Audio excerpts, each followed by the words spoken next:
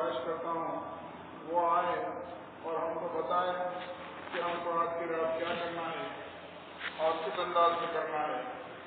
آپ نے بارہا بتایا، آپ کے بتانے کو اللہ قبول فرمائے اور ہمیں عمل کی توفیق عطا فرمائے۔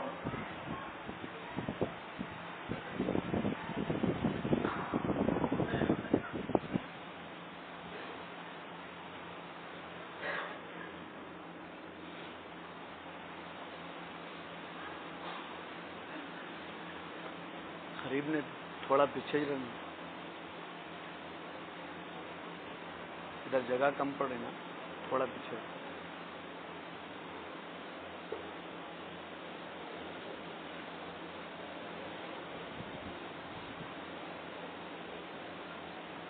السلام علیکم ورحمۃ اللہ وبرکاتہ۔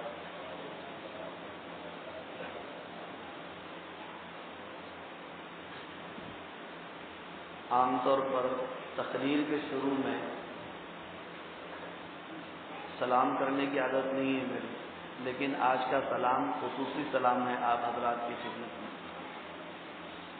اس لیے کہ آج اگر ایک دوسرے سے بات بند کی جائے اور تعلقات ختم ہو تو پھر دعائیں قبول نہیں ہوتی۔ ہو سکتا ہے کسی مصلی کو میری وجہ سے تکلیف ہو اور دلی ناراضگی ہو، تو اس لیے یہ خصوصی سلام جو ہے ہر مصلی کی خدمت میں ہے، تو لہٰذا سلام کا جواب جو ہے زبان سے دینا چاہیے۔ کوئی ضروری نہیں کہ آپ کی آواز میرے تک آئے، لیکن زبان کو تو حرکت دینا ضروری ہے۔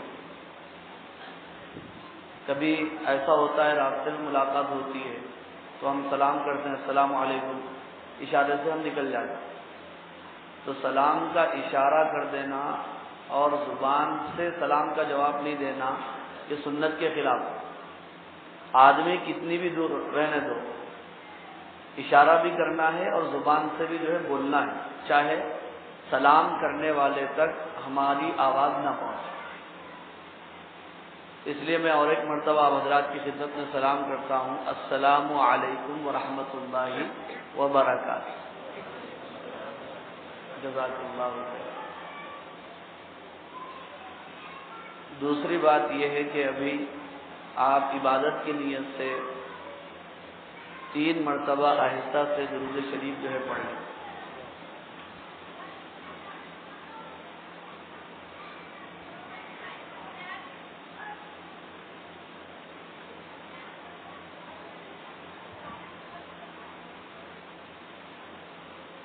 الحمد للہ الجبار والصلاة والسلام علی رسولہ المختار وعلی آلہ الاطہار واصحابہ الاخیار الی یوم القرار، اما بعد۔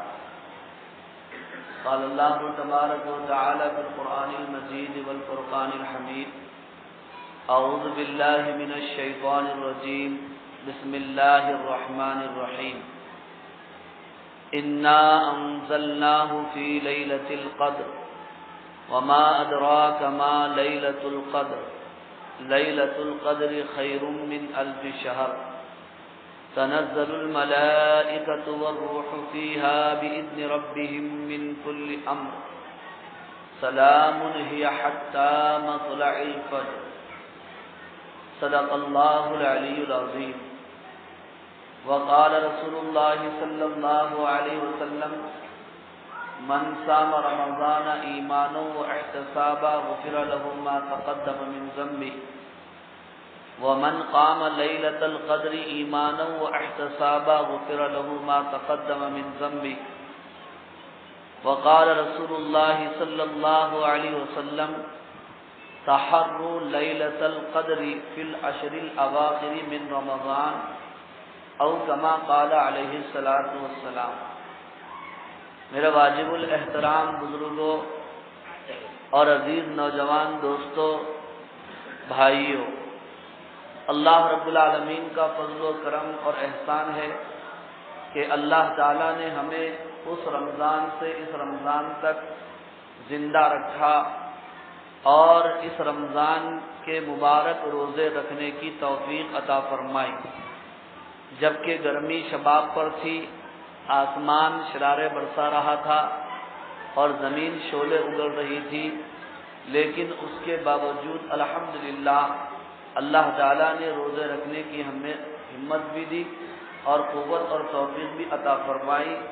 دعا فرمائیے کہ اللہ تعالیٰ اسے قبول فرمائے اور منظور فرمائے، ہمارے لیے نجات کا ذریعہ بنائے۔ اور اسی کے ساتھ ساتھ یہ بھی اللہ کا احسان ہے کہ اللہ تعالیٰ نے ہمیں شب قدر جیسی مبارک رات عطا فرمائی۔ اس رات کے لیے رمضان کے پہلے دن ہی سے ہم بے چین ہوتے ہیں۔ جب بھی رمضان کا نام آتا ہے اور عید الفطر کا ذکر آتا ہے تو ہم شب قدر کو نہیں بھول سکتے۔ شب قدر بہت بڑی رات ہے۔ اس رات میں اللہ تبارک و تعالی بندوں کی طرف جو ہے خصوصی توجہ عطا فرماتے ہیں، اور یہ رات اتنی بڑی رات ہے کہ اس رات کے نام سے اللہ تبارک و تعالی نے قرآن مجید میں مستقل ایک سورت نازل فرمائی ہے، جس کی ابھی میں نے آپ حضرات کے سامنے خطبے میں تلاوت کرنے کی سعادت حاصل کی ہے، جسے سورۃ القدر کہا جاتا ہے۔ یہ سورت مکی ہے۔ اس سورت میں صرف 5 آیتیں ہیں اور 20 الفاظ ہیں۔ مختصر سی یہ سورت ہے، لیکن اس سورت میں شب قدر کی بہت بڑی فضیلت اور اہمیت بیان کی گئی۔ اللہ تبارک و تعالی ارشاد فرماتے ہیں، انا انزلناہ فی لیلۃ القدر، بے شک ہم نے اس کو شب قدر میں اتارا ہے۔ لیلۃ القدر میں ہم نے اس کو اتارا ہے۔ اب یہاں پر سوال یہ ہے کہ اللہ تعالیٰ نے جس چیز کو شب قدر میں اتارا اس چیز کا نام نہیں لیا، صرف اتنا بیان فرمایا کہ ہم نے اس کو شب قدر میں اتارا ہے۔ اب ظاہر بات ہے ترجمے میں اس چیز کا ذکر نہیں ہے۔ جس چیز کو اللہ نے شب قدر میں نازل کیا، ترجمے میں اور قرآن کے الفاظ میں اس چیز کا نام نہیں ہے، لیکن ترجمہ کرنے سے سب جان لیتے ہیں کہ وہ چیز کون سی ہے۔ کون سی ہے وہ چیز؟ شب قدر میں اللہ تعالیٰ نے جس چیز کو نازل فرمایا اس کا ذکر اللہ نے اس آیت میں نہیں کیا، لیکن ہم ترجمے سے جان لیتے ہیں کہ وہ چیز کیا ہے۔ وہ کیا ہے؟ قرآن مجید ہے۔ تو سوال یہ پیدا ہوتا ہے کہ اللہ تعالیٰ نے پھر آیت میں قرآن کا نام کیوں نہیں لیا، صرف یوں بیان فرمایا انا انزلناہ، ہم نے اس کو اتارا۔ اب کس کو اتارا اللہ نے نام نہیں لیا، نہ آگے نام ہے نہ پیچھے نام ہے، صرف جو ضمیر کا ذکر کیا گیا کہ اس کو ہم نے اتارا۔ اس کی وجہ یہ ہے کہ شب قدر میں جو چیز اتاری گئی وہ اتنی مشہور ہے کہ اس کا نام لینے کی ضرورت ہی نہیں ہے۔ جو چیز بہت مشہور ہو جاتی ہے تو پھر اس کا نام لینے کی ضرورت بھی نہیں پڑتی، صرف اشارہ کرنے سے مخاطب سمجھ جاتا ہے کہ وہ چیز کیا ہے اور وہ کون سی چیز ہے۔ اس لیے اللہ تعالیٰ نے نام نہیں لیا، صرف یوں بیان فرمایا انا انزلناہ فی لیلۃ القدر، کہ ہم نے اس کو یعنی قرآن مجید کو شب قدر میں نازل فرمایا۔ اب یہاں پر اس میں آپ ساتھ ساتھ چلیے کہ شب قدر کی جو فضیلت اور اہمیت ہے اور شب قدر کی جو خصوصیت ہے، اس صورت میں 5 چیزیں اور 5 خصوصیات بیان کی گئی۔ کتنی؟ اس سورۃ القدر میں، اس مختصر سی صورت میں شب قدر کی 5 خصوصیات بیان کی گئی ہیں، جن میں پہلی خصوصیت قرآن مجید کا نزول ہے کہ اللہ تبارک و تعالی نے بیان فرمایا کہ اس رات کی خصوصیت اس لیے ہے کہ اس میں اللہ تبارک و تعالی نے قرآن مجید کو نازل فرمایا ہے، اور قرآن مجید سے جس چیز کی نسبت ہو جاتی ہے اللہ تعالیٰ اسے مقام بلند عطا فرماتے ہیں۔ حضرت جبرائیل علیہ السلام اس کتاب کو لے کر آئے، اللہ تعالیٰ نے ان کو فرشتوں کا سردار بنا دیا، اور یہ کتاب جس شہر میں اتری اللہ نے اس شہر کو سارے شہروں کا سردار بنا دیا، اور جس نبی پر اتری اللہ تعالیٰ نے اس نبی کو سارے نبیوں کا سردار بنا دیا، اور جس امت پر اتری اللہ تعالیٰ نے اس امت کو ساری امتوں کا سردار بنا دیا، اور جس مہینے میں یہ کتاب اتری اللہ تعالیٰ نے اس مہینے کو سارے مہینوں کا سردار بنا دیا، اور جس رات میں اتری اللہ تعالیٰ نے اس رات کو ساری راتوں کا سردار بنا دیا۔ اس لیے اللہ تعالیٰ نے بیان فرمایا کہ شب قدر کی جو فضیلت ہے اور خصوصیت ہے اس کی پہلی وجہ یہ ہے کہ اس رات میں اللہ تعالیٰ نے قرآن مجید کو نازل فرمایا۔ ویسے ہم سنتے ہیں کہ قرآن مجید 23 سالوں میں نازل ہوا، کتنے سال میں؟ 23 سال میں، لیکن اللہ کہتے ہیں کہ ہم نے اس کو شب قدر میں اتارا ہے، تو پھر دونوں باتوں میں ظاہری اعتبار سے ٹکراؤ ہو رہا ہے کہ قرآن 23 سال میں اترا ہے یا شب قدر میں اترا ہے، لیکن ان دونوں باتوں کے اندر کوئی تضاد اور کوئی اختلاف نہیں ہے۔ اس کی وجہ یہ ہے کہ اللہ تبارک و تعالی نے قرآن مجید کو لوح محفوظ سے اس دنیا پر، جو دنیا ہمارے سروں کے اوپر ہے، جو آسمان ہمارے سروں کے اوپر ہے، اس میں ایک جگہ ہے جسے بیت العزت کہا جاتا ہے، وہاں پر اللہ تعالیٰ نے مکمل قرآن اتار دیا۔ پھر وہاں سے اس رات میں قرآن مجید کا اترنا شروع ہوا، جبکہ آپ صلی اللہ علیہ وسلم غار حرا میں عبادت میں مصروف تھے، تو حضرت جبرائیل علیہ السلام سورۃ العلق کی ابتدائی 5 آیتیں لے کر آپ کے پاس تشریف لائے، اور یہ 5 آیتیں آپ کے اوپر نازل کی، تو اس لیے دونوں باتوں میں کوئی اختلاف نہیں۔ پھر اس کے بعد تھوڑا تھوڑا آہستہ آہستہ کر کے ضرورت کے مطابق اللہ تعالیٰ نے قرآن مجید کو 23 سال کے اندر نازل فرمایا، اور آسمانی کتابوں میں قرآن مجید میں بڑا فرق ہے، اور آسمانی کتابیں وہ کتاب اللہ تو ہیں لیکن کلام اللہ نہیں، اور قرآن مجید کتاب اللہ بھی ہے کلام اللہ بھی ہے۔ پھر دوسرا فرق یہ ہے کہ دوسری جو کتابیں ہیں وہ یک بارگی اتری ہیں، ایک ساتھ اللہ تعالیٰ نے نازل فرمایا، تھوڑا تھوڑا کر کے نہیں اتری، چاہے تورات ہو، چاہے انجیل ہو، چاہے زبور ہو، وہ پوری ایک ساتھ اتاری گئی۔ حضرت موسیٰ علیہ السلام کو حکم ہوا آپ کوہ طور پر تشریف لائیے، 40 دن وہاں پر وہ اعتکاف میں بیٹھے روزے کی حالت میں، تو اس کے بعد اللہ تعالیٰ نے ایک ساتھ پوری تورات اٹھا کر کے دے دیا، تھوڑا تھوڑا کر کے اللہ نے تورات کو نہیں دیا، اور انجیل بھی اسی طرح عیسیٰ علیہ السلام کو ایک ساتھ دے دی گئی، اور اسی طرح زبور بھی حضرت داؤد علیہ السلام کو ایک ساتھ دے دی گئی۔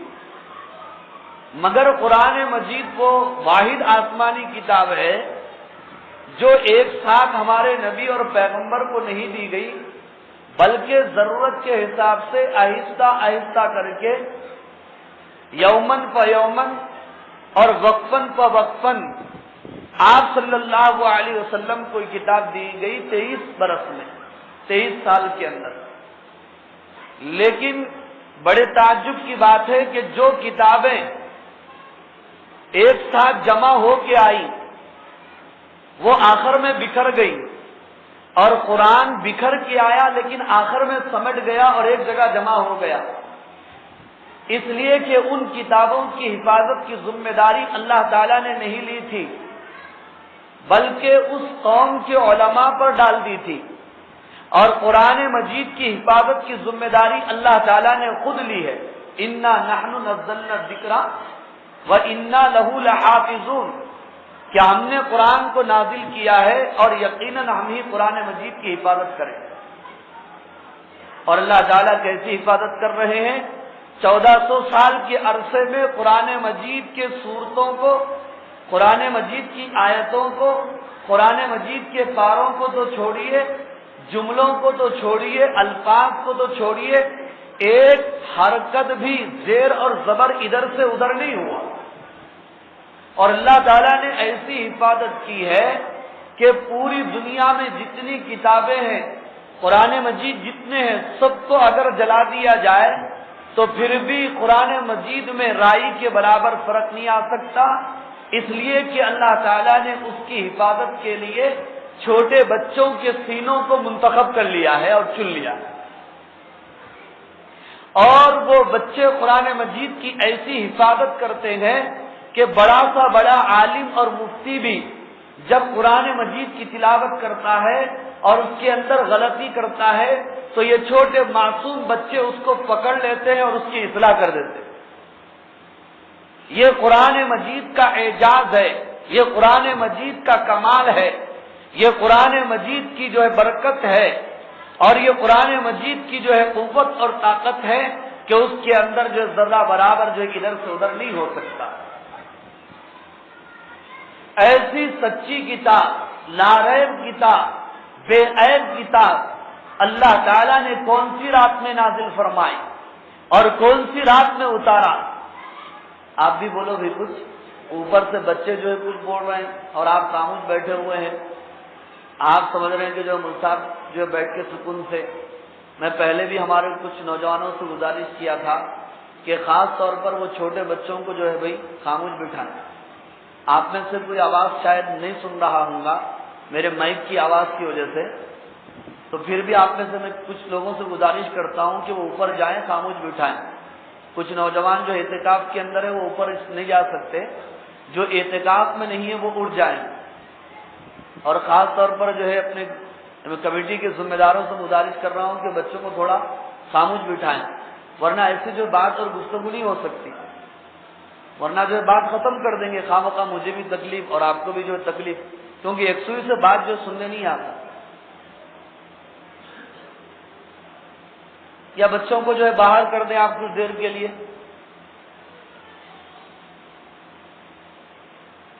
ماشاءاللہ آپ حضرات تو بڑے حضرات تو سننے کے موڈ میں دکھ رہے ہیں اور جم کے جو بیٹھے ہیں باہر بھی جانا نہیں چاہتے۔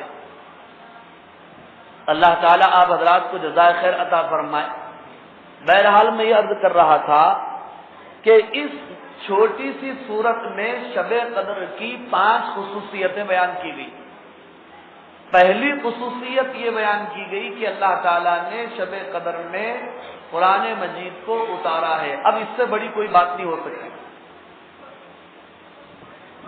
لیکن اس کے ساتھ ساتھ سونے پہ سہاگا یہ ہوا، نور علی نور یہ ہوا۔ اللہ تعالیٰ آگے خود بیان فرماتے انا انزلناہ فی لیلۃ القدر وما ادراک ما لیلۃ القدر، اور تم کو معلوم بھی ہے اور تم کو پتا بھی ہے کہ شب قدر کیا ہے، تم کو معلوم بھی ہے اور تم کو پتا بھی ہے کہ شب قدر کی فضیلت کیا ہے، شب قدر کی اہمیت کیا ہے۔ شوق دلانے کے لیے اور فضیلت بتانے کے لیے، اہمیت بتانے کے لیے اللہ تعالیٰ نے یہ سوال کیا ہے۔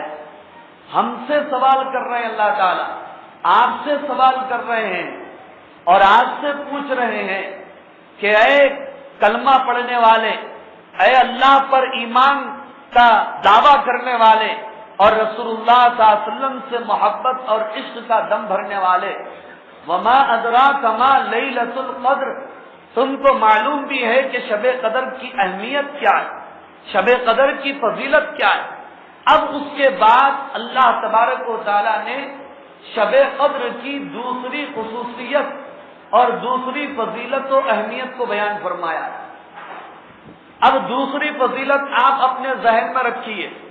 پہلی فضیلت کیا ہے بھائی؟ ادھر دیکھو. پہلی فضیلت کیا ہے؟ اللہ نے قرآن مجید کو نازل فرمایا. یہ پہلی خصوصیت ہے شب قدر کی. اور دوسری خصوصیت کیا ہے؟ آپ سن لیجئے. تنزل الملائکۃ والروح فیہا بِإِذْنِ رَبِّهِمْ مِنْ كُلِّ أَمْرٍ، کہ اس رات میں خاص طور پر خاص فرشتے آسمانوں سے زمین پر دنیا میں اللہ تعالی کی اجازت سے اترتے ہیں. ویسے تو فرشتے روز آنا آسمان سے زمین پر آتے ہیں، صبح اترتے ہیں، شام مغرب میں ان کی ڈیوٹی تبدیل ہوتی ہے، اور شام میں اترتے ہیں، صبح فجر میں ان کی ڈیوٹی تبدیل ہوتی ہے. اسی لیے تو کہا جاتا ہے کہ فجر کی دعا اور عصر کے بعد مغرب سے پہلے کی دعا بڑی قیمتی ہوتی ہے. کیوں؟ اس لیے کہ وہ فرشتوں کی ڈیوٹی کی تبدیلی کا وقت ہوتا ہے. جب فجر میں وہ آ رہے ہوتے ہیں، بندہ دعا میں ہے، مغرب میں جا رہے ہوتے ہیں تو بندہ دعا میں ہے. اللہ پوچھتے ہیں فرشتوں سے بندے کے بارے میں، تو وہ فرشتے کہتے ہیں کہ اللہ، جس وقت ہم گئے تھے فجر میں وہ دعا میں تھا، عبادت میں تھا، تلاوت میں تھا، نماز میں تھا، اور جس وقت ہم آ رہے تھے اس وقت بھی وہ عبادت میں تھا، دعا میں تھا، نماز میں تھا، تیری یاد میں تھا. اس لیے یہ دونوں وقت کیا ہے؟ بڑے قیمتی وقت ہے. ان اوقات میں خاص طور پر دعاؤں کا اہتمام کرنا چاہیے. مگر اب وہ وقت گیا جب ہم اپنے بچپن میں، اپنے لڑکپن میں اپنے اساتذہ کو، اپنے بزرگوں کو، اپنے بڑوں کو مغرب سے پہلے روتے اور اللہ کے سامنے گر گڑاتے اور بلبلاتے ہوئے دیکھتے. اور آج کل کا ہے صاحب، وہ ماحول ہی ختم ہو گیا. دعا فرمائیے کہ اللہ تعالیٰ پھر سے ہمیں وہ ماحول عطا فرمائے اور اللہ کے سامنے ہمیں اللہ رونے کی جو ہے عادت ہمیں بنا دے. تو اس رات میں جو روز آنا فرشتے اترتے ہیں وہ تو اپنی جگہ ہے ہی ہیں، لیکن خاص فرشتے اترتے ہیں اس رات کے اندر. چنانچہ تفسیر کی ایک کتاب ہے جس کا نام تفسیر ابن کثیر ہے. علامہ ابن کثیر رحمۃ اللہ علیہ کی لکھی ہوئی ہے، اسے ام التفاسیر کہا جاتا ہے. اس کے بعد تفسیر کی بڑی بڑی کتابیں لکھی گئی، تو وہ تمام تفسیر کی کتابیں اسی تفسیر سے جو لی گئی. تو سورۃ القدر کی تفسیر میں علامہ ابن کثیر رحمۃ اللہ علیہ نے شب قدر کی فضیلت بیان کرتے ہوئے تفصیل سے ایک حدیث نقل فرمائی. میں حوالہ اس لیے دے رہا ہوں کہ آج کل یہ ہو رہا ہے، جو بات ہم سنتے ہیں اس کی تحقیق نہیں کرتے، بلا تحقیق جو ہے ہم بات کو آگے بڑھا دیتے. خاص طور پر واٹس ایپ اور فیس بک کی دنیا میں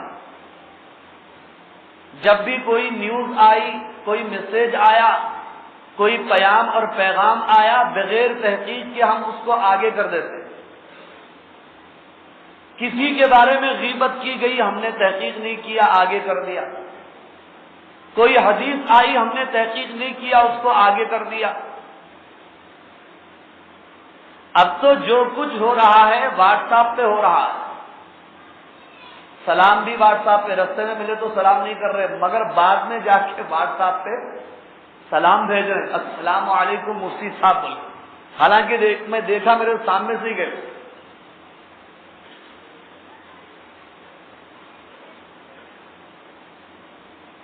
مبارکبادی بھی جو ہے واٹس ایپ پہ ہے آج کل. اور میں نام نہیں بولتا، ہمارا ایک نوجوان پتہ نہیں یہاں پر ہے یا نہیں ہے، ایڈوانس میں عید مبارکبادی مفتی صاحب آپ کو ملے. یعنی یہ کیا مذاق ہے؟ ایک تو آپ دوستوں میں بھیج رہے ہیں اور ایک جو ہے ایک عالم دین کو آپ بھیج رہے ہیں. علماء کو مذاق بنا لیا. آٹو چلانے والا سمجھے یا رکشہ مارنے والا سمجھے یا اپنا دوست سمجھے یا اس کو آپ شریعت کی چیز سمجھ رہے ہیں. آپ ایڈوانس میں تراویح نہیں پڑھے، ایڈوانس میں تلاوت نہیں کرے، ایڈوانس میں ذکر نہیں کرے، ایڈوانس میں دعا نہیں کرے، لیکن ایڈوانس میں عید کی مبارکبادی دے رہے ہیں. اور عید کی مبارکبادی میں اور ایک خاص خیال آپ حضرات رکھیے، بعض ویڈیو ایسے آتے ہیں جس کے اندر میوزک ہوتی ہے، میوزک، اور ہیرو اس کے اندر ناچتے ہوئے ہوتے. آج کل ایسی بھی تبلیغ چل رہی. اب ظاہر بات ہے کون سا ویڈیو آ رہا اس کے اندر کیا ہے کھول کے دیکھے تو معلوم ہوتا نا. ایک ویڈیو کھولے تو اس کے اندر سے ایک عجیب نکلا، جو اس کے اندر کوئی ہیرو ہے، کسی سے پوچھ رہا نماز پڑھ کے آیا کیا؟ تب انہیں بولا میں نماز پڑھ کے آیا، تراویح نہیں پڑھا. تو تراویح کون تیرا باپ پڑھتا بول کے اس کو مار رہا. ایسی اصلاح ہو سکتی، کبھی تربیت ہو سکتی؟ یہ تو الٹا دین کا مذاق ہے، یہ شریعت کا مذاق ہے. یہ ایسے ایسے میسج، تراویح کے میسج، قرآن پڑھاتے ہیں. ایک صاحب میسج بھیج دیے کہ یہ ایسے حافظ قرآن ہے کہ دنیا کا کوئی حافظ ان کا مقابلہ نہیں کر سکتا، اور ان کی اسپیڈ اتنی تیز زیادہ ہے کہ شروع میں کیا پڑھ رہے ہیں اور آخر میں کیا پڑھ رہے ہیں وہی معلوم ہو رہا، بیچ میں کیا پڑھ رہے ہیں کچھ نہیں معلوم ہو رہا. اور ایک میسج ایسا آیا کہ سورہ رحمان کی تلاوت کر رہے ہیں اور وہ حافظ صاحب کود کود کے تلاوت کر رہے ہیں. یہ بھی ایک مذاق. دین کا اللہ ہماری حفاظت فرمائے. اور ایک جو ویڈیو اس قسم کا آیا کہ بھئی ایک آدمی جو ہے تراویح پڑھ رہا ہے، اس کے بازو میں ایک فیان لگا ہوا ہے. وہ فیان ہوتا نا کون سا، ٹیبل فیان لگا ہوا ہے. اب آج کل جھگڑے چل رہے ہیں کولر کے پاس، میں ڈھڑتا ہوں تو ڈھڑتا ہوں. فیان کا ہے، اپنا اپنا فیان پکڑ لیں مسجد کے اندر. دوسرا ٹھہرے تو اس کا آگے ہلو دھکے دے کے ہٹا. تو ہو سکتا ہوگا وہ فیان کے بارے میں جھگڑا ہوا، تو وہ ٹیبل فیان سامنے جو ہے بازو جو ہے ایک آدمی ٹھہرا جماعت میں جو ہے کھڑا ہو گیا نماز پڑھ رہا، تو دوسرا انتظار میں تھا رکعت باندھتے ہی ہلو نکال لوں گا بولے. انہیں جیسے ہی جو ہلو فیان کو نکالنے کے ہاتھ سے گیا تو وہ جو نیت باندھ لیا تھا کون سے اس کو کھنر رہا، اب ہٹ نہیں سکتا. انہیں وہ نماز کے اندر ایسا ہو سکتا. ایک اور ایک ویڈیو ایسا آیا کہ ایک امام صاحب جو ہے نماز پڑھا رہے، تو جو ہے ان کو فون آ گیا، جب میں سے فون نکال کے میسج بھیج رہے ہوں، اور وہ میسج کا آڈیو. اس سے نوجوانوں کو کیا تاثر پڑتا ہے؟ لوگ جو ہے دین کو مذاق بنا رہے، نماز کو مذاق بنا رہے، جبکہ صحابہ کا عالم یہ تھا کہ جب وہ نماز کے لیے کھڑے ہوتے تھے تو اس انداز سے کھڑے ہوتے تھے کہ پرندے ان کو لکڑیاں سمجھ کر ان کے سروں پر اور ان کے کھانوں پر آ کر بیٹھ جاتے ہیں. تو بات اس پر چلی تھی کہ کوئی چیز اگر معلوم ہو کسی کے بھی ذریعے سے، ہم کوئی حدیث سنے، کوئی واقعہ سنے، اس کی تحقیق کر لینا چاہیے. خاص طور پر اس دنیا کے اندر پرنٹ میڈیا ہے، الیکٹرانک میڈیا ہے، بلا تحقیق جو ہے خبریں چل رہی ہیں، تو اس کی ہم تحقیق کر لیں، کسی عالم سے جو ہے ہم پوچھ لیں. نیٹ کی دنیا ہے، یوٹیوب پہ بہت سارے بیانات آتے ہیں. چلو رمضان کا مہینہ ہے، یہ وہ تو نہیں دیکھ سکتے، بیانات سن لیں گے بول کے بیانات نکال لیتے. اب اس میں ہزاروں لاکھوں کی تعداد میں علماء کرام کے جو بیانات ہیں، جو جوشیلا بیان دکھا یا اپنے حساب سے اچھا بیان دکھا، اس کو سننے کے لیے ہم بیٹھ جاتے. تو اس سے پہلے بھی پوچھ لینا چاہیے کہ بھئی ہم کس عالم دین کا ہم بیان سنیں، کس کا ہم بیان نہیں سنیں. اور جو واٹس ایپ ہے، بہت سارے واٹس ایپ اس کے اندر قادیانیوں کے ہیں، شیعہ کے واٹس ایپ ہیں، اور بھی بہت ساری ایسی جماعتیں جو گمراہ ہیں، ان کی بھی کتابیں ہیں، ان کے بھی بیانات ہیں. ہو سکتا ہے اس سے آپ کا ایمان خطرے میں پڑ سکتا ہے، آپ گمراہ ہو سکتے ہیں. تو اس کے لیے جو تحقیق بہت ضروری ہے. کسی بھی عالم دین سے جس سے آپ معلوم ہوں، آپ جو ہے مسائل جو ہے پوچھ کر کے جو ہے اس کو اوپن کریں اور جو ہے کھول کر اس کو جو دیکھیں۔ تو علامہ ابن کثیر رحمۃ اللہ علیہ نے شب قدر کے سلسلے میں یہ حدیث تفصیل سے نقل فرمائی۔ وہ حدیث یہ ہے کہ جب شب قدر آتی ہے تو سدرۃ المنتہا پر ایک درخت ہے جس کا نام سدرا ہے، وہ بیری کا درخت ہے۔ اس درخت کے اوپر اللہ تعالیٰ کی تجلیات ہوتی ہیں اور لاتعداد فرشتے، پتے پتے پر فرشتے ہوتے ہیں، گن نہیں سکتے اتنے جو ہے فرشتے ہوتے ہیں اس جو درخت کے اوپر، سدرۃ المنتہا کے اوپر۔ اور حضرت جبرائیل علیہ السلام اس درخت کے بیچ میں جو ہے وہاں پر بیٹھے ہوئے ہوتے ہیں،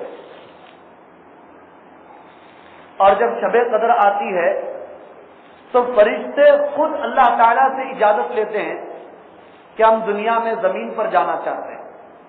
فرشتے کیوں اجازت لیتے ہیں؟ اس لیے اجازت لیتے ہیں کہ شب قدر کی عبادت کا جو ثواب ہے وہ آسمانوں پر کسی کو نہیں مل سکتا، وہ دنیا میں زمین پر ہی مل سکتا۔ تو فرشتے اللہ سے یوں عرض کرتے ہیں کہ آپ ہمیں اجازت دیجئے آج کی رات میں کہ ہم شب قدر کی عبادت کا ثواب حاصل کرنے کے لیے سدرۃ المنتہا سے اتر کر ساتوں آسمانوں سے گزر کر دنیا میں پہنچ کر زمین پر پہنچ کر ہم آپ کی عبادت کر کے ہم بھی شب قدر کا جو ثواب حاصل کریں۔ چنانچہ اللہ تبارک و تعالی اجازت دیتے ہیں تو حضرت جبرائیل علیہ السلام اس سدرۃ المنتہا کے اوپر، درخت کے اوپر جتنے لاتعداد فرشتے ہیں ان تمام فرشتوں کو لے کر دنیا میں آتے ہیں اور زمین کے اوپر پھیل جاتے ہیں، جنگل و بیابان میں پھیل جاتے ہیں، بازاروں میں گلی کوچوں میں پھیل جاتے ہیں، ہر مسجد کے اندر داخل ہوتے ہیں، ہر مومن کے ساتھ ہوتے ہیں، ہر مسلمان کے ساتھ ہوتے ہیں، ہر مرد کے ساتھ ہوتے ہیں، ہر عورت کے ساتھ ہوتے ہیں، ہر گھر کے اندر وہ داخل ہوتے ہیں۔ اور حدیث میں یہ بیان کیا گیا کہ بعض گھر ایسے ہیں جس کے اندر یہ آسمان سے اترنے والے رحمت کے فرشتے، برکت کے فرشتے، خیر کے فرشتے اس مکان کے اندر، اس گھر کے اندر داخل نہیں ہوتے۔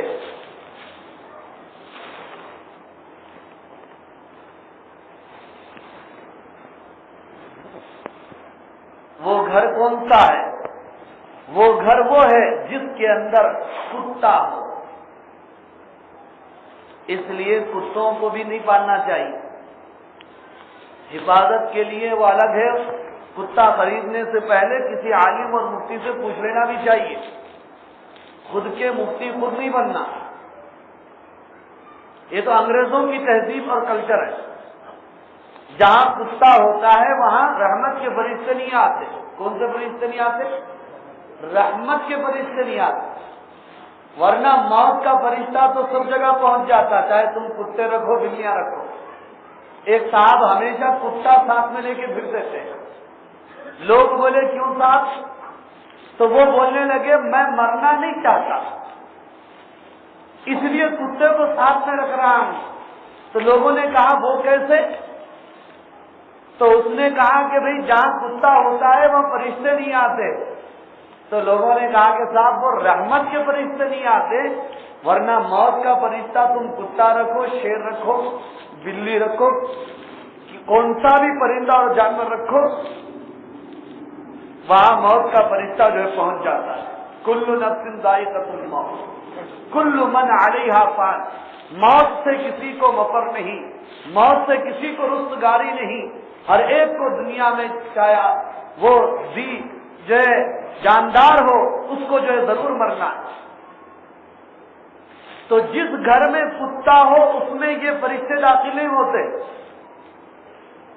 اور جس گھر میں جاندار تصویریں ہوں چاہے وہ الماری کے اندر رکھی گئی ہو، چاہے وہ فریم میں سجا کر لٹکائی گئی ہو، چاہے دیواروں کے اوپر چسپاں کی گئی ہو اور لگائی گئی ہو، جاندار تصویر ہے تو رحمت کے فرشتے اس کے اندر داخل نہیں ہو۔ اس لیے ہمیں چاہیے کہ ہم اپنے گھر میں اگر اللہ کی رحمت اتارنا چاہتے ہیں تو سب سے پہلے یہ جاندار تصویریں ہم نکالیں، اور یہ چاہے وہ کسی بھی وجہ سے ہو، ضرورت ہو تو بات الگ ہے، جیسے کہ ہر ایک کے جیب میں جو ہے اس وقت جاندار کی تصویر ہے، آپ 10 روپے کی نوٹ نکال کے دیکھو اس کے اوپر تصویر ہے نہیں ہے، اب وہ تو لے کے جو ہے مسجد کے اندر آ گئے، جیب کے اندر ہے، تو یہ تو ضرورت کی بنیاد پر ہے، پیسہ ضرورت ہے، اس کو باہر رکھ کے نہیں آ سکتے، اس کو کہیں اٹھا کے نہیں رکھ سکتے، آدمی کو بھولنے کی بیماری ہے، اس کو نسیان کا مرض ہے، اس لیے اس کو اٹھا کر نہیں رکھ سکتے، تو فقہاء نے، علماء نے اس کی اجازت دی ہے کہ آدمی اس کو ساتھ میں رکھ سکتا ہے۔ اسی طرح یہ رحمت کے فرشتے ہر عبادت گزار مسلمان سے نہ صرف ملتے ہیں بلکہ مصافحہ بھی کرتے ہیں، وہ ہم گنہگاروں کو معلوم نہیں ہوتا، ورنہ جو اللہ تعالیٰ کے مقرب بندے ہیں، ولی صفت خدا طرف بندے ہیں، ان کو فرشتوں کا مصافحہ بھی محسوس ہو جاتا ہے۔ مگر حدیث میں یہ بھی آتا ہے کہ یہ فرشتے اس مسلمان کے قریب نہیں جاتے اور یہ فرشتے اس مسلمان سے مصافحہ نہیں کرتے جو شرابی ہو، جو نشہ کرنے والا ہو، شراب پینے والا ہو، اس کے قریب یہ فرشتے نہیں جاتے۔ اور آج تو نشے کی بیماری اور نشے کی برائی عام ہے، اللہ تعالیٰ حفاظت فرمائے، اور مختلف قسم کا نام دے کر لوگ جو ہے نشہ کر رہے ہیں۔ بعض احادیث کے مفہوم میں یہ بات آئی کہ قیامت کے قریب لوگ شراب پئیں گے شراب کا نام بدل کر، لیکن ہمارے بزرگوں نے بیان فرمایا کہ کوئی اگر پیشاب کا نام روح افزا رکھ دے اور جو ہے شربت رکھ دے تو پیشاب پیشابی ہے، وہ شربت نہیں ہو سکتا، وہ روح افزا نہیں ہو سکتا، ہے پیشاب کی شیشی، اس کے اوپر اگر آپ عطر مجموعہ لکھ دیں، اس کے اوپر آپ کوئی عطر کا نام ہلچل رکھ دیں یا عطر جنت الفردوس رکھ دیں تو وہ تو شیشی کے اندر وہی ہے، وہ تو جو ہے خوشبو نہیں بن سکتا۔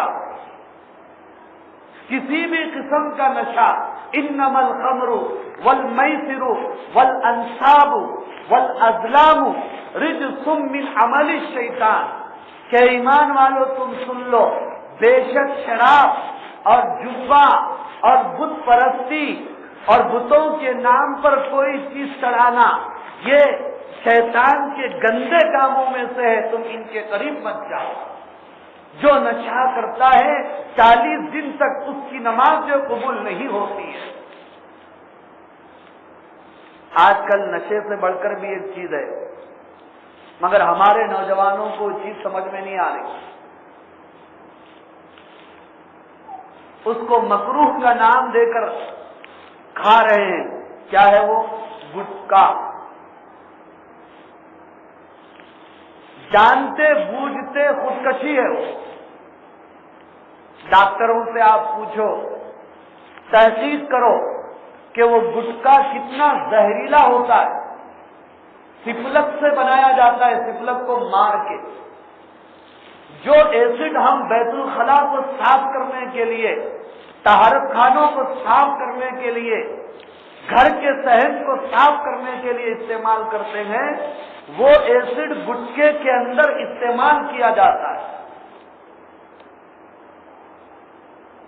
اور گٹکے کے اوپر خود کمپنی لکھتی ہے کہ اس کے اندر زہر ملا ہوا ہے، اور اس کے اوپر فوٹو بھی ہوتی ہے، جبڑے سڑے ہوئے ہوتے ہیں، کینسر ہوتا ہے، حلق کا کینسر ہوتا ہے، جبڑوں کا کینسر ہوتا ہے، پیٹ کا کینسر ہوتا ہے، کئی جوانوں کی جوانیاں ان گٹکوں کے نظر ہو گئی، لیکن اس کے باوجود ہمیں ہوش نہیں آ رہا۔ خاص طور پر آٹو چلانے والے میرے نوجوان بھائی، برا نہ مانے آپ، یہ بڑی نقصان دہ چیز ہے۔ گٹکا کھاتے کھاتے راستے میں کیا ہوتا معلوم؟ منہ بڑا ہوتا چھوٹا ہوتا؟ جی چھوٹا ہو جاتا، لاسٹ میں بات بھی نہیں کر سکتا، کھلتا بھی نہیں منہ، اتنا کرتا سانپ کے منہ کے جیسا۔ بڑا نوالا لینے دیں گے 3 انگلیوں کا جاتا، 5 انگلیوں کا آ بھی نہیں سکتا۔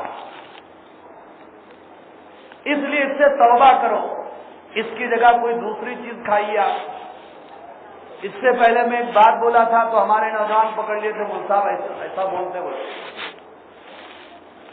اس کی جگہ آپ جو ہے اپنے جیب کے اندر بادام ڈال لیجئے۔ اس کو کیا بولتے ہیں بھائی؟ جو بادام ہے، کاجو ہے، پستہ ہے، کشمش ہے، کوسا فروٹ ہی ہے، ڈرائی فروٹ، ہاں اس کا استعمال کرو تو پھر کم سے کم جسم کے اندر طاقت تو آئے، اور ثواب کی نیت سے کہ طاقت آئے تو تراویح میں جم کے ٹھہروں گا، تو کھانا بھی عبادت ہو جائے، ورنہ تراویح میں ٹانگا یوں ہڑ میں کھا لے۔ وہ پہلے کے لوگ، بزرگ لوگ تو کھڑے ہو گئے، اصلی گھی ہے تو ہم جو ڈال لے کے گئے پیچھے سے پورے غیر سلام پھیرے تک۔ آج اعلان کرنا پڑا 3 پارے نہیں ہے بھائی، 2 پارے نہیں ہے، آخری کے چھوٹی موٹی صورتیں ہیں تو ماشاءاللہ سب جم کے کھڑے ہو گئے۔ اور یہاں سے اب مسجد کے باہر جانا بھی نہیں ہے آپ کو، آپ جو ہے ضرورت سے فارغ ہو سکتے ہیں، پھر جائیے آئیے عبادت کیجیے، ایک رات کو اللہ کے واسطے دیجیے۔ تو جو نشہ کرنے والا ہے اس رات میں فرشتے اس سے مصافحہ نہیں کرتے۔ اسی طرح جو کینہ پرور ہے اور جس کا سینہ بغض سے بھرا ہوا ہے، عداوت اور نفرتوں سے بھرا ہوا ہے لوگوں کے تعلق سے، فرشتے اس سے بھی مصافحہ نہیں کرتے۔ اور جس نے آپس میں قطع کلام کیا ہو، بات چیت بند کیا ہو، اس سے بھی فرشتے مصافحہ نہیں کرتے۔ اس لیے اس وقت ہم جو ہے ان گناہوں سے اللہ کے سامنے دل ہی دل کے اندر توبہ کر لیں۔ میرے دل میں کسی کی نفرت نہیں، میرے دل میں کسی کا کینہ نہیں، سب اللہ کے حوالے کر رہا ہوں۔ اگر کوئی میرا برا چاہ رہا ہے تو اللہ کے حکم کے بغیر کوئی میرا برا نہیں کر سکتا۔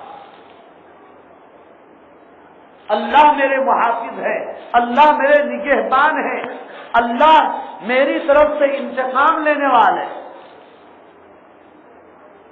حضرت ابو بکر صدیق رضی اللہ تعالی عنہ کو ایک مرتبہ ایک کافر برا بھلا کہہ رہا تھا۔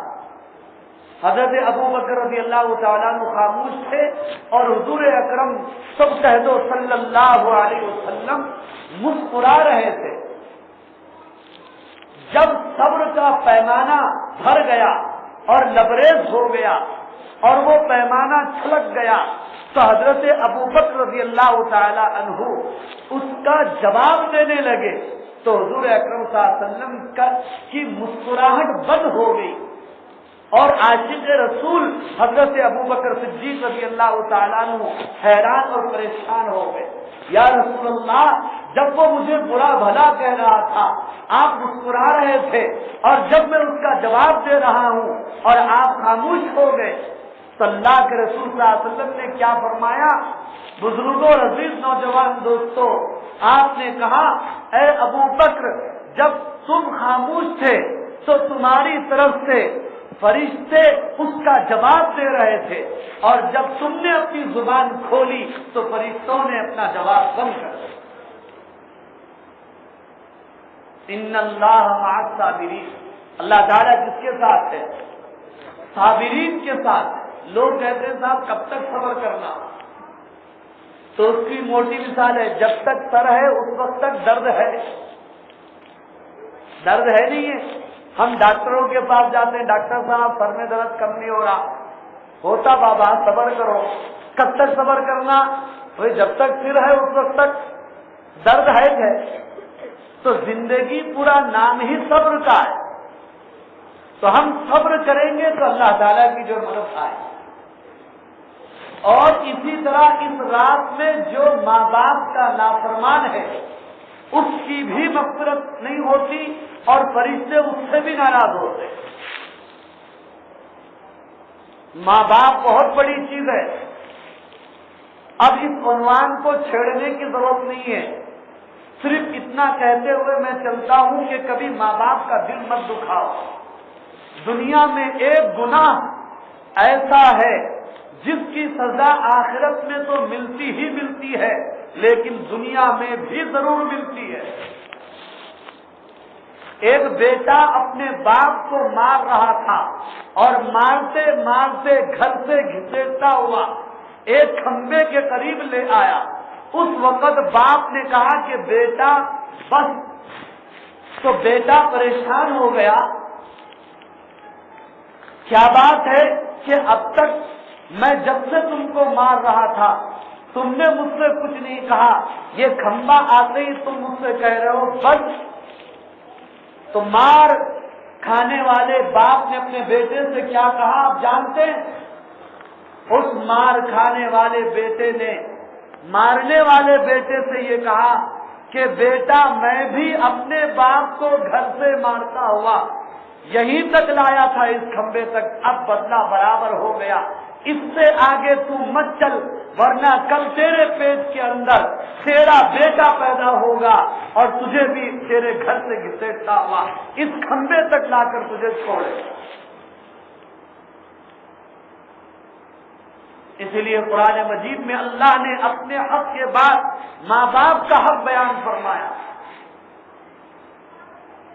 اور یوں بیان فرمایا وَلَا تَقُلْ لَهُمَا اُفٍّ، کہ تم اپنے ماں باپ کو اُف تک مت بول۔ آج کل ماں باپ کو لوگ جو ہے ہمارے نوجوان بھائی کیا سمجھتے ہیں؟ دوست ہے، کوئی یار ہے، کوئی کلاس میٹ ہے، کوئی جو ہے یوں معلوم ہوتا ہے کہ اس کے سامنے جو ہے وہ خود جو ہے باپ ہے اور باپ جو اس کا بیٹا ہے۔ خاص طور پر ماں کو تو کچھ سمجھتے ہی نہیں، حالانکہ درجے میں باپ بڑے ہیں لیکن خدمت میں زیادہ مستحق کون ہے؟ ماں ہے۔ ایک صحابی آئے، سوال کیا اللہ کے رسول میں کس کی خدمت کروں؟ آپ نے بیان فرمایا ماں کی۔ 3 مرتبہ انہوں نے سوال کیا تو میرے نبی کا جواب تینوں مرتبہ کیا تھا؟ ماں کی۔ 4تھی مرتبہ انہوں نے سوال کیا تب آپ نے بیان فرمایا باپ کی خدمت کرو، اس لیے کہ ماں اپنے لفظ جگر کے لیے، اپنے نور نظر کے لیے، اپنے جگر کے کلیجے اور ٹکڑے کے لیے جو تکلیفیں جھیلتی ہے، 9 مہینے اس کو اپنے پیٹ کے اندر اٹھاتی ہے، قے ہو رہی ہے، متلی آ رہی ہے، کھایا ہوا نہیں پچتا ہے، سانس کے تانے الگ ہیں، نندوں کی تنقیدیں الگ ہیں، اور جو یہ تکلیفیں 9 مہینے وہ برداشت کرتی ہے، پھر وہ تکلیف برداشت کر کے اس کو جنتی ہے، پھر اس کے بعد 2.5 سال اس کو اپنے سینے سے لگا کر اپنے جسم کا دودھ نہیں بلکہ وہ خون پلاتی ہے۔ نوجوانوں مجھے بتاؤ اس سے زیادہ اور کیا ہو سکتا ہے، اور کیا احسان ہو سکتا ہے تمہارے اوپر؟ اب بڑے ہو گئے، کیا تھوڑا پڑھنا لکھنا آ گیا کہ 2-4 حروف، اور اللہ تعالیٰ کیا تھوڑی صحت دے دیے، خالی اپنے مونڈے نظر آتے ہیں اور اپنی باڈی نظر آتی ہے۔ میں ڈاکٹر، میں جو ہے ماسٹر، اور میں منسٹر، میں انجینئر، باپ کو پہچاننے سے یہ انکار کر جاتا ہے، ماں کو پہچاننے سے یہ انکار کر جاتا ہے، ہوش کے ناخن تو لو۔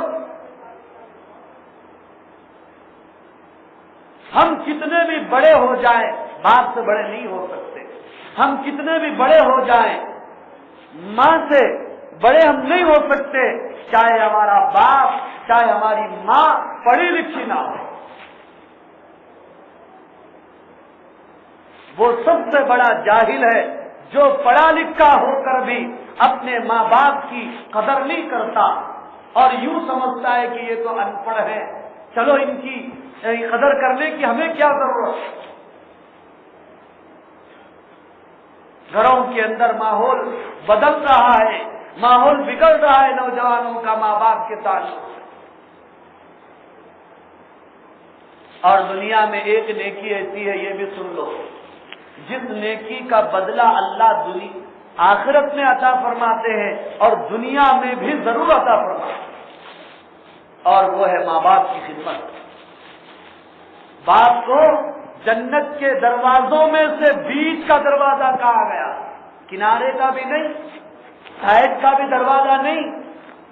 الوالد اوسط ابواب الجنہ، باپ جنت کے دروازوں میں سے بیچ کا دروازہ ہے، اور ماں کے قدموں کے نیچے جنت ہے. یہ ہے باپ کا، یہ ہے ماں کا مقام. اب ہمارے نوجوان کیا بول رہے ہیں؟ وہ تو ٹھیک ہے مول صاحب، ہم تو ماں باپ کی خدمت ضرور کریں گے، نہیں بول کے نہیں، ذرا ہمارے ماں باپ کو بھی تھوڑا سمجھو. ان کا بھی ایک طریقہ ہوتا ہے، جیسا بولے ویسا باتیں کر دیتے ہمارے. ہاں، بعض ماں باپ بھی اپنے بچوں کے اوپر ظلم کرتے ہیں، ان کے حقوق ان کے حوالے نہیں کرتے، ان سے پیسہ کموانا چاہتے ہیں، ان سے دولت کموانا چاہتے ہیں. ہمارے بزرگوں نے بیان فرمایا کہ تم اپنی اولاد سے صرف پیسہ چاہو گے، صرف دولت چاہو گے تو تمہاری اولاد تمہارے نافرمان بن جائے. ان کو تربیت دو، ان کو تعلیم دو، ان کو اخلاق سکھاؤ.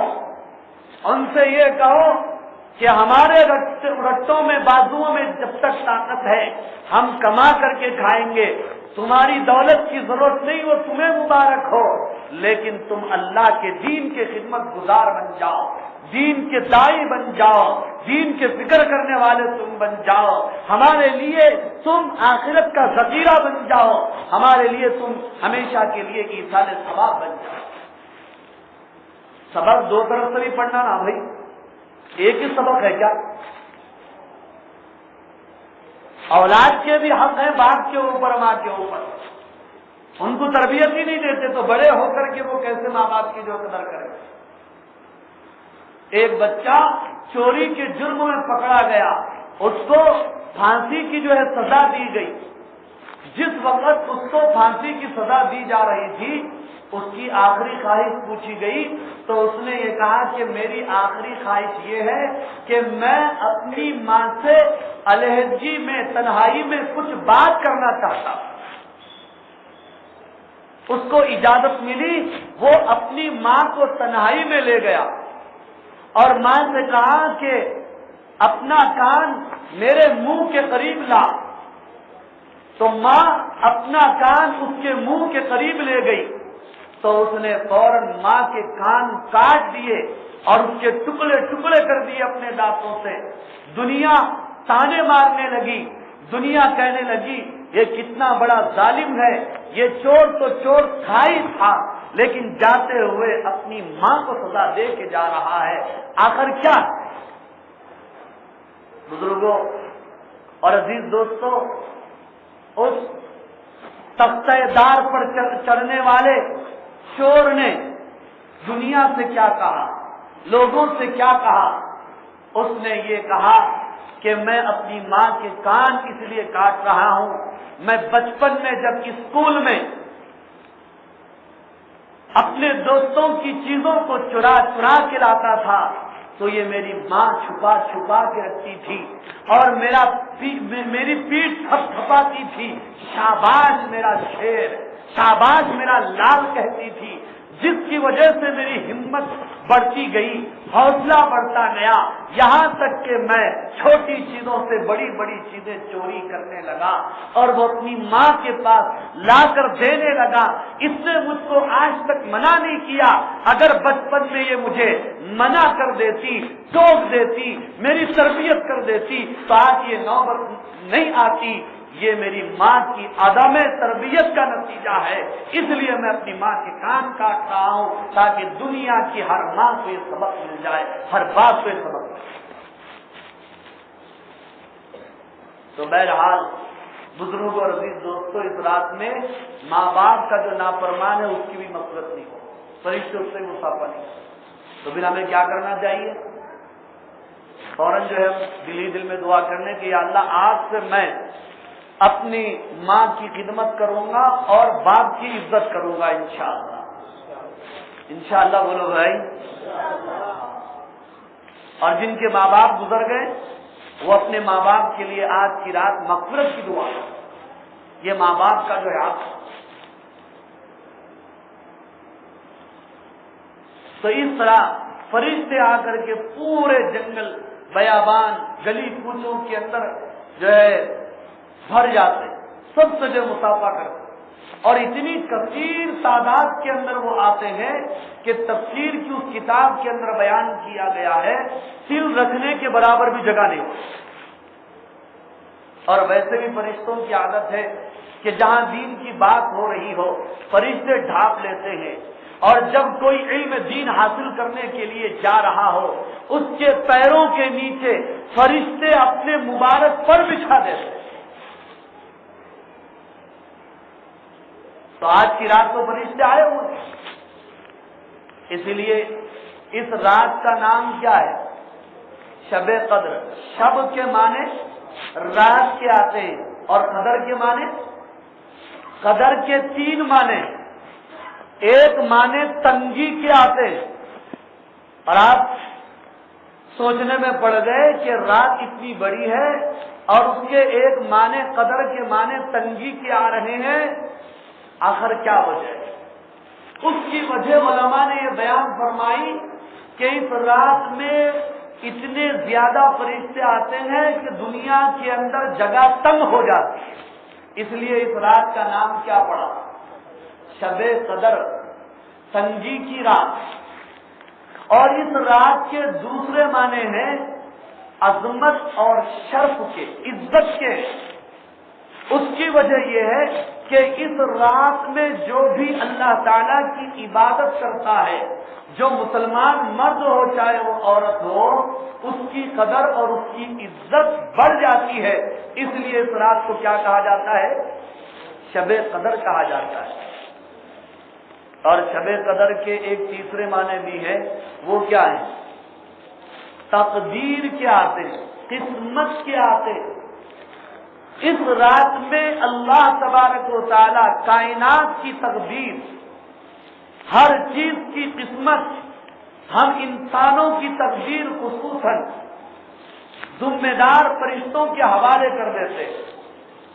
رزق والے فرشتے کو ہمارے رزق کی تقدیر دے دی جاتی ہے، عزت والے فرشتے کو ہماری عزت کی تقدیر دے دی جاتی ہے، اور موت والے فرشتے کو ہمارے موت کی تقدیر دے دی جاتی ہے۔ یہاں تک کہ آئندہ سال کون حج کو جائے گا، کون حج کو نہیں جائے گا، کون آئندہ سال تک باحیات رہے گا، اور کون جو ہے موت کی جو ہے ہمیشہ کے لیے نیند میں سو جائے گا، یہ ساری چیزیں اس رات کے اندر حوالے کی جاتی ہیں۔ شب برات میں فیصلہ ہوتا ہے اور شب قدر میں یہ چیزیں فرشتوں کے حوالے کر دی جاتی ہیں۔ اسی لیے بیان فرمایا تنزل الملائکۃ والروح، ملائکہ ملک کی جمع، فرشتے اترتے ہیں، والروح، اور روح اترتی ہے۔ روح سے کیا مراد ہے؟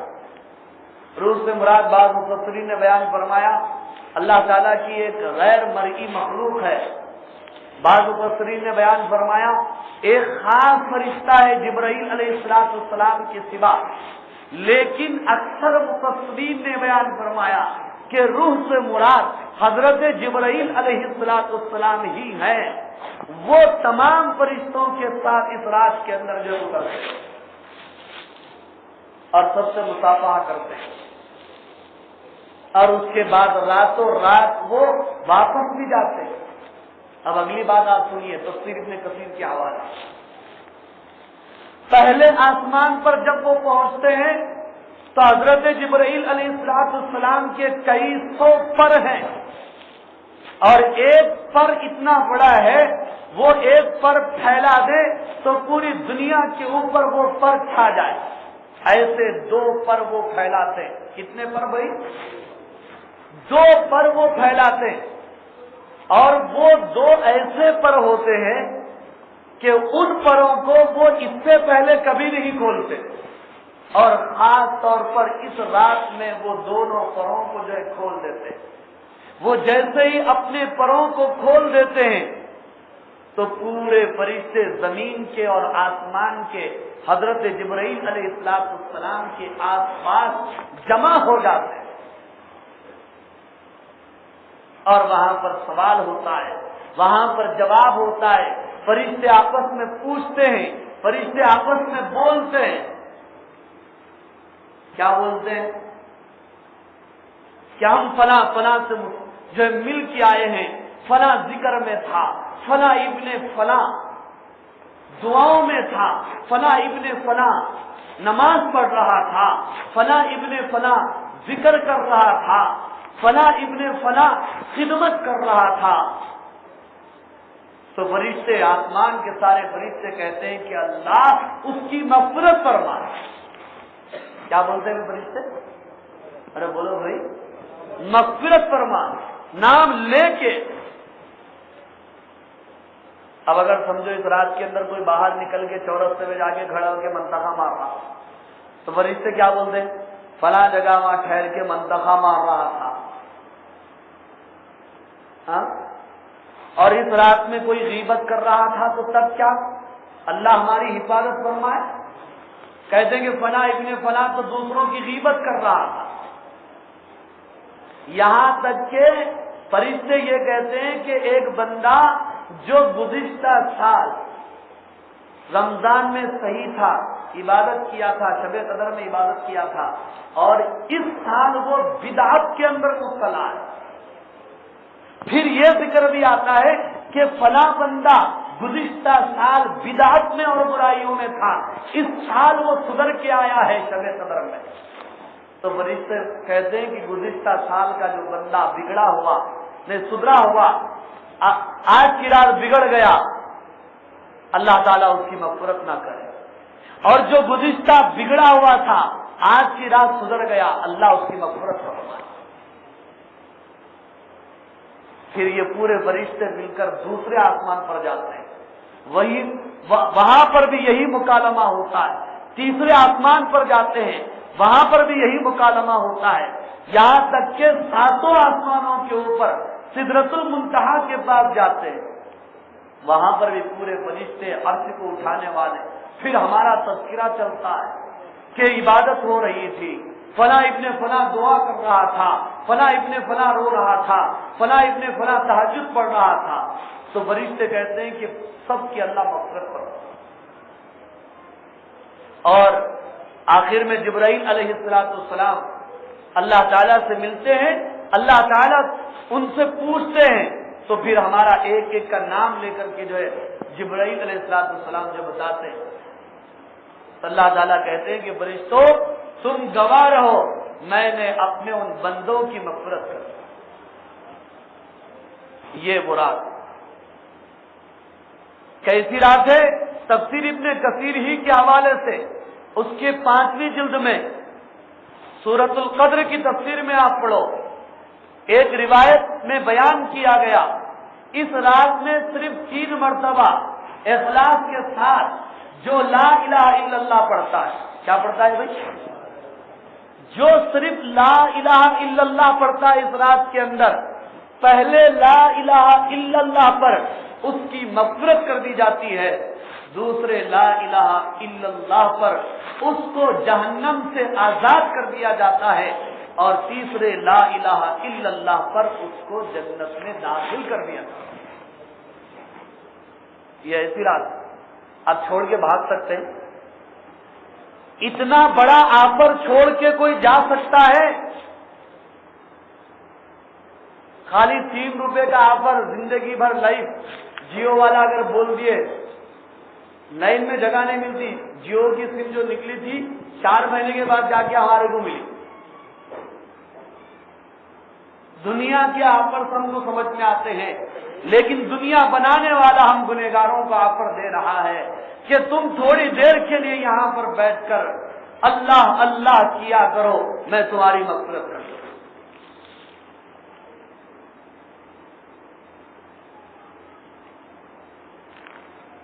اب آپ دیکھیے تو اس رات کی دوسری خصوصیت کیا ہوئی بھائی؟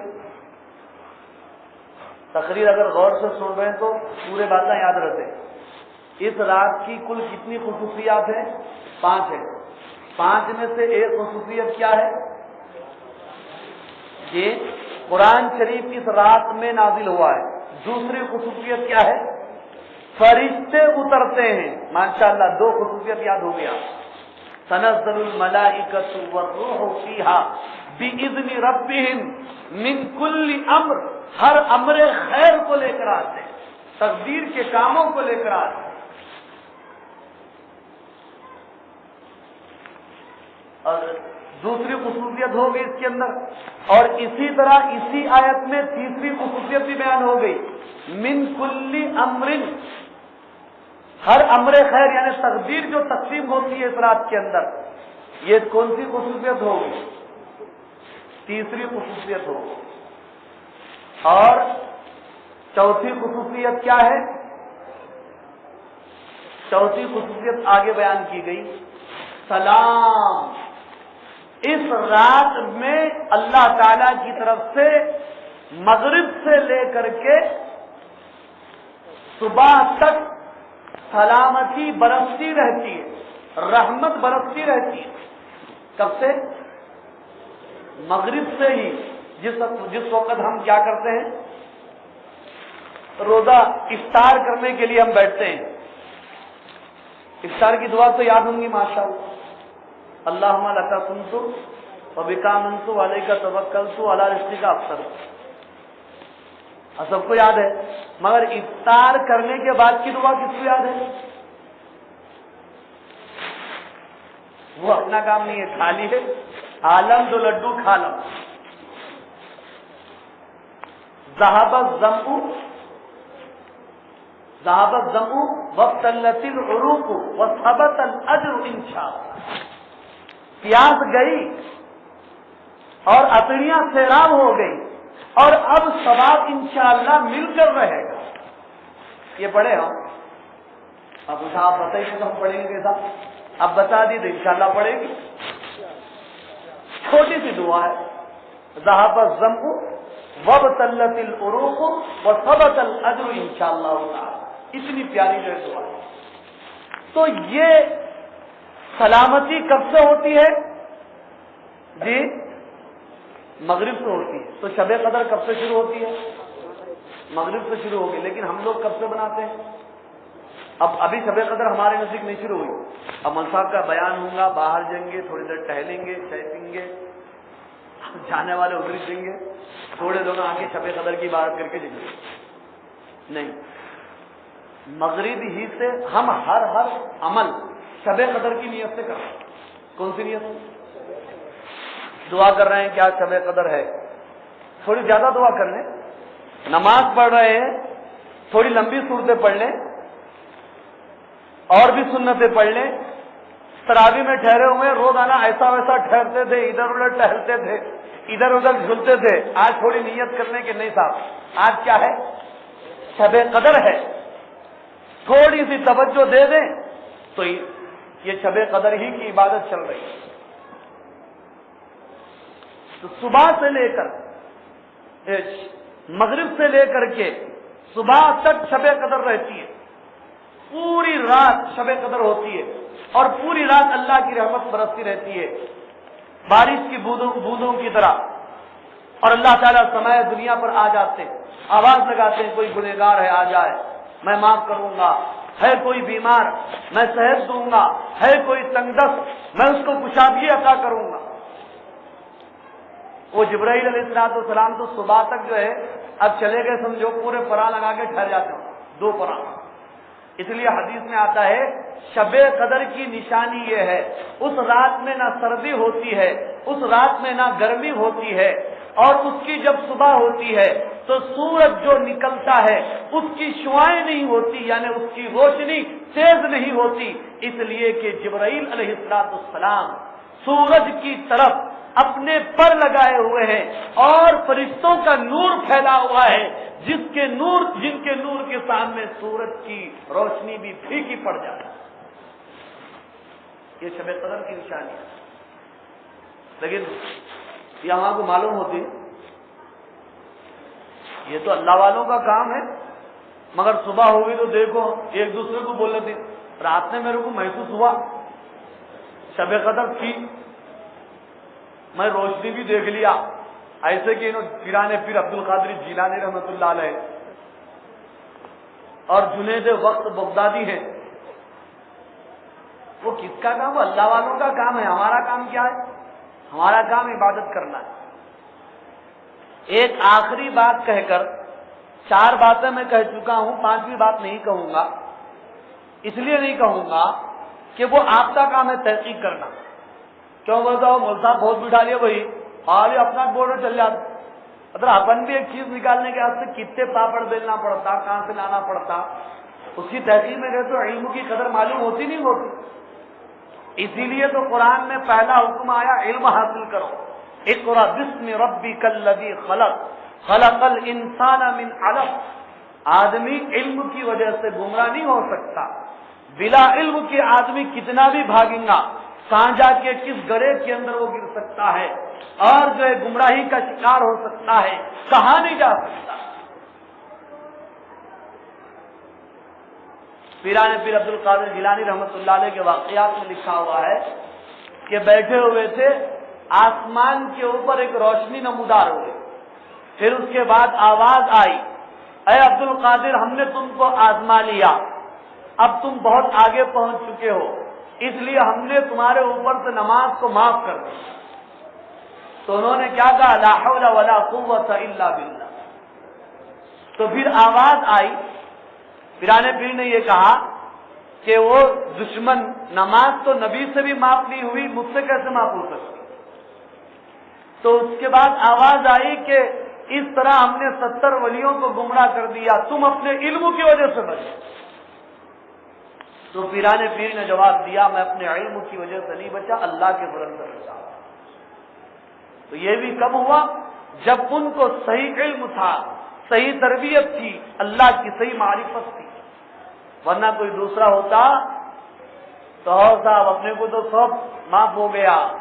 اب دیکھو نا اچھے اچھے خواب بھی پڑھتے تو صبح میں ایسے آتے جیسا کہ نبی اور پیغمبر آ رہے ہیں، صاحب ایسا اچھا خواب پڑا میرے کو، پہنچے ہوئے ہیں۔ اللہ ہماری حفاظت فرمائے۔ حدیث میں آیا کہ ایک فقی، ایک عالم دین شیطان کے اوپر 1000 عابدوں کے مقابلے میں کیا ہوتا ہے؟ بھاری ہوتا ہے۔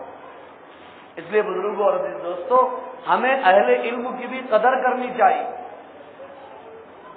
حدیث میں آتا ہے قرب قیامت میں علماء جو ہے اڑ جائیں گے اور علم ضائع ہو جائے گا، کوئی مسئلہ بچانے والا نہیں ہوگا، تو لوگ جو جاہلوں کو اپنا سردار بنا لیں، ذلوا فاضلوا، وہ خود بھی گمراہ ہوں گے اور لوگوں کو بھی جو گمراہ کریں۔ اور اگر کسی نے علماء کی، اہل علم کی، حفاظ کی، دین کی خدمت کرنے والوں کی ہتک کی، بے عزتی کی، عبداللہ ابن مبارک ایک بہت بڑے ولی ہیں، وہ بیان فرماتے ہیں کہ جس کا ترجمہ یہ ہے کہ من تمسخر بالعلماء ذہبت آخرتہ، جو علماء کے ساتھ مذاق کیا اس کی آخرت تباہ اور برباد ہو۔ تو بزرگ اور دوستوں آخری بات یہ ہے کہ شب قدر ایک نہیں ہے، شب قدر کتنی ہے؟ 5 ہے، تاخرات ہے، 21، 23, 25, 27, 29. اب تک کتنی شب قدر چلی گئی جی؟ 3. یہ 4 بھی 3 گئی، 2 باقی ہے نا. 21, 23, 25 3 چلے گی، اور یہ 27 یہ بھی جا رہی ہے، ایک باقی ہے 29.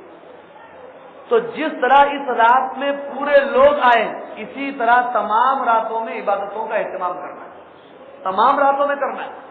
لیکن ہم وہ اہتمام نہیں کریں. ہمارے بچپن سے ذہن میں بٹھا دیا گیا 27 27 27 27. نہیں، حدیث میں آتا ہے اللہ کے نبی نے بیان فرمایا تحروا لیلۃ القدر فی العشر الاواخر من رمضان، کہ تم شب قدر کو رمضان کی آخری 7 راتوں میں تلاش کرو.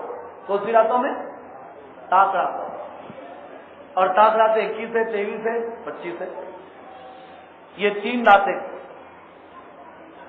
اور اب کی جو 23ویں رات گئی وہ بہت بڑی رات. کیوں بڑی رات تھی؟ ایک تو تاثرات بھی تھی، اور دوسرے ماشاءاللہ جمعہ کی رات بھی ڈبل برکت والی، ڈبل رحمت والی رات. جن بندوں نے اور جن حضرات نے فائدہ اٹھایا، لیکن صبح کا بھولا شام کو گھر لوٹے تو اسے بھی بھولا نہیں کہا جاتا. آج کی رات کی قدر کر لے. وہ اب کیوں جائیں گے باہر؟ کیا ضرورت ہے باہر جانے کے لیے؟ پانی نہا لیے، استری کے کپڑے پہن لیے، بریانی کھائے، شب قدر ہے بول کے حلوہ بھی کھائے. اب صرف یہ جلوہ یہاں پر دکھانا ہے، یہاں پر عبادت کرنا ہے نا. ماشاءاللہ تراویح کے اندر بھی بیٹھے جی، تلاوت بھی سنے، نعت بھی سنے، بیان بھی سنے. اب تھوڑا بہت جو ضروریات سے فارغ ہو کر آئیں گے. بھائی جس کو قرآن پڑھنے آتا ہے وہ قرآن پڑھے، اور جو قرآن پڑھنا نہیں جانتا ہو وہ رمضان کی بات سیکھنے کی کوشش کرے. لیکن فی الحال کیا کرے؟ وہ ذکر کرے، دعا کرتے بیٹھے، اللہ اللہ کرتے بیٹھے. ابھی یوں چھٹی ہو جائے گی اور دیکھو صاحب لمبے ہم پڑھ جاتے پورے، خاص نوجوان لمبے چتے ہوں گے. اب کیا کریں گے؟ رمضان کا دن ہے، کچھ بھی کسی کو بول نہیں سکتے. رمضان ہماری تربیت کے لیے آیا، لیکن تربیت ہو رہی ہماری نہیں صاحب ایسا نہیں کرنا. بول تو غر کو اٹھا، اپنا کام کرو. تراویح میں پیچھے بچے جو ہے شرارت کر رہے تھے، کوئی صاحب بولے کہ نہیں کرنا. میں یہاں بول تو کیا بولا بچہ معلوم ہے؟ سیدھا تراویح پڑھنا ہے نا، تراویح پڑھنا، نکلنا ہے، تو دکھنا نہیں ہے. آج کل کے بچے بھی بور بچے ہیں. تو اب سونا کرنا لیٹنا کچھ نہیں. اسی لیے عشاء کی نماز تھوڑی دیر سے رکھے. پوری رات ہی جو ہے جگنا ہے، پلک نہیں جھپکنا ہے. سو گئے تو ادھر چلے جاتے نہیں جاتے. اب جو تھوڑی تلاوت کرو آپ انشاءاللہ. 2:30 بجے جو ہے ہم ذکر بھی کریں گے، اس کے بعد جو دعا بھی کریں گے. اب میں دعا نہیں کر رہا ہوں، اب دعا کرنے کی طاقت بھی نہیں ہے، اب آواز بھی اس کے بعد ساتھ نہیں دے گی. آپ کا کیا ہے صاحب؟ سکون سے بیٹھے، ایک ایک دم جو ہے چائے بھی ہو گئی. اب مول صاحب کیا ہے؟ چلیں گے تو میں بھی تھوڑا دم لے لیتا ہوں. اب ہم جو ہے صرف مختصر سی دعا پڑھ لے کے یہ ہم جو اس محفل کو برخاست کریں گے. یہیں پر بیٹھیے آپ، تلاوت کیجئے، ذکر کیجئے، دعائیں کیجئے، اللہ اللہ کیجئے. کچھ بھی سمجھ میں نہیں آ رہا، کسی سے بات کیے بغیر ہاں مجھ بیٹھو، اعتکاف کی نیت کر لے. نفل اعتکاف اس کے لیے 10 دن ہے، 5 دن ہے، 3 دن ہے، 1 دن ہے. 1 گھنٹے کا بھی، 2 گھنٹے کا بھی، 3 گھنٹے کا بھی ہوتا. نویت سنت الاعتکاف، میں اعتکاف کی نیت کر لیا، کھانا مجھ بیٹھے خدا ذکر کر لیتے. ضرورت جانا ہے، چاہے آپ کی خدمت میں آتی، سحری آپ کی خدمت میں آتی، اور کیا ہونا بولے بات. لیکن باہر یہاں سے نہیں جا. اس سے اچھا اور اللہ کی طرف سے کیا انتظام ہو سکتا بولو آپ؟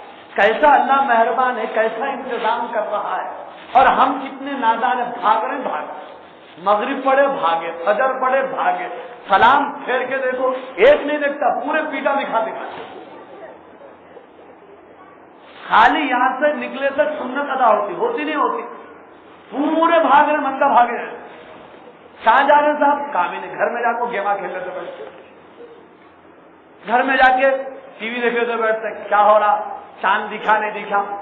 ارے کب تو بھی دکھیں گے چاند ہمارے کو. ہم چاند کے ذمہ دار ہمیں کیا؟ کب نکالنا چاند کو؟ چاند نکالنے والے کون ہیں وہ؟ اللہ نکالنے والے ان کو ہمارے ہاتھ میں رہا. چاند کو پورا چمیا کر دیتے تھے.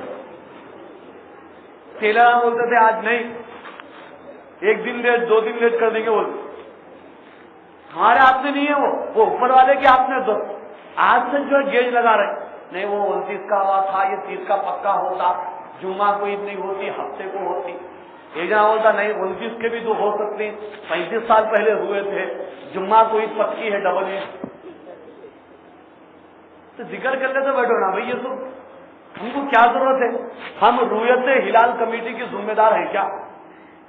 رویت ہلال کمیٹی کس کو بولتے ہیں؟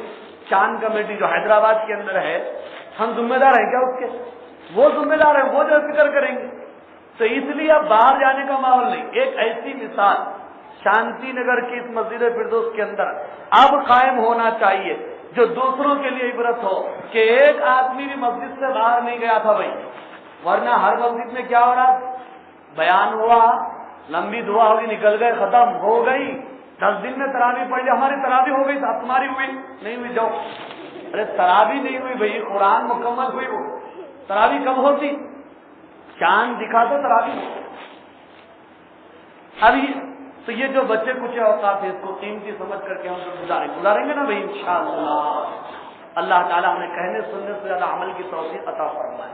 اگر دعا میں شریک ہونا ہو تو 2:30 بجے ہم خود یہاں پر جو حاضر ہونے کے بعد کیا حاضر ہے ہی ہم انشاءاللہ. اس وقت جو تھوڑا ذکر بھی کریں گے, پھر اس کے بعد انشاءاللہ رزق آمیز دعا کریں گے, اللہ سے گڑ گڑائیں گے. تہجد کا وقت ہوتا ہے, اللہ کی رحمت اور بھی جوش کے اندر ہوتی ہے.